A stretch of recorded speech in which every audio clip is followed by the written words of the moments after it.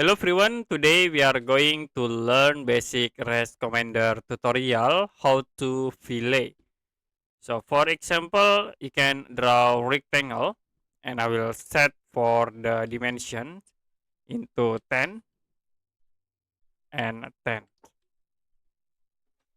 The next, if you want to fillet at this corner, you can type fillet, press enter and type R to set for the radius.